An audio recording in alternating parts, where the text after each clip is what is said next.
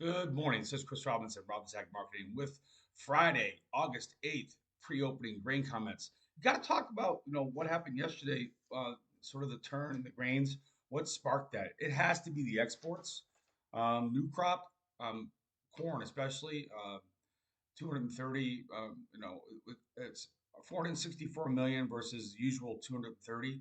So that was a huge increase in new crop exports, unexpected, 3.1 million um, metric tons.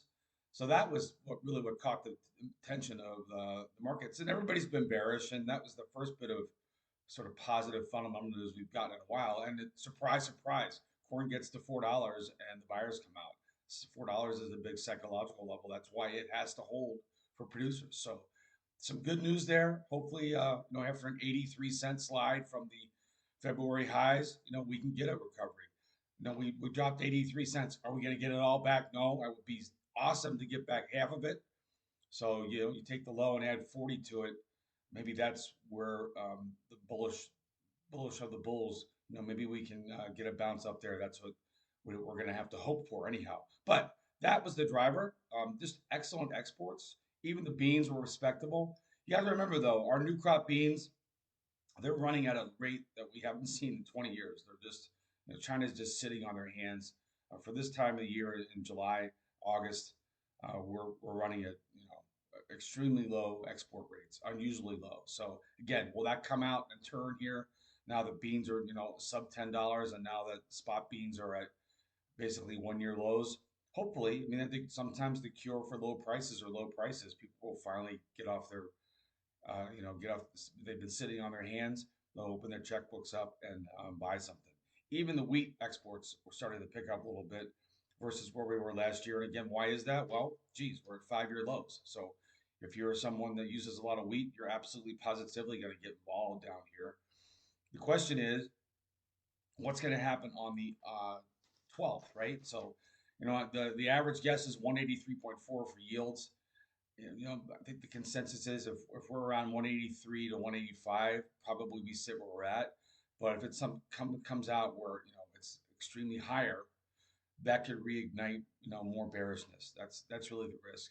Now, vice versa, would they do something where they cut it? That would be amazing if they did, and that would be a surprise. But that's why the report on the 12th is so important. So get hedged up. We rolled down our puts where we could.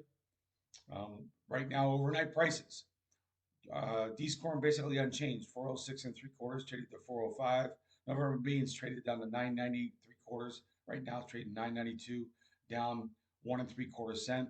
Chicago wheat December up a penny at 540. D's wheat unchanged at 541 and a half. Minneapolis D's wheat sitting there right at that $6 level, 596 and three quarters. Again, will the exports save us here while the cure for low prices is low prices? I'm not going to sit here and call a bottom, but I would be very careful about having very expensive puts on the books down here. You're long in the field, you're long in the bin. Defend it, defend it, defend it. If you happen to make cash sales earlier, and I sent out all our cash sale recs again, I can't emphasize that enough. If you sold corn up there at 470 with us, if you sold beans up there at 1065 with us, um, look at re-owning those. It's not a bad time to do it when you're on the contract lows and you don't have to spend a lot. The options are very, very cheap. So if that's something that appeals to you, make sure you get that hedge on. A hedge is a hedge, right? You've got two piles of risk. Your biggest risk is whatever your biggest position is. If you sold all your corn, at the high, then your risk is, boy, what if corn goes from 396 back to 470? It'd be nice to catch that. Your other risk is if you're someone that hasn't sold anything and you've ridden it all the way down here, you got to defend against new lows after this August 12th report. It's pretty simple. And the hedge for unpriced bushels is a put. So is it possible that you would have puts and calls on at the same time? Yeah, but it depends on your own situation. That's why it's important to talk to somebody like myself, and we can look at where your risk is and give you the best hedges against it. So give me a call, 312-638-8868, Chris Robinson. If you don't understand options, it's okay. If you've never used options, it's okay. That is the service that I offer. If you struggle with making cash sales, that's okay. That's the service that I offer. You can hang the decision on me. That's what I'm here for. So, and historically, my cash sales have been pretty darn good. So that's just me talking. And the nice thing about when I make a cash rec, it goes out on an email. It doesn't disappear into the ether. So good, bad, or ugly, you've got a report card out there to judge me by. Again, Chris Robinson, 312 638 8868. Give me a call. Hopefully we can help each other. Take care.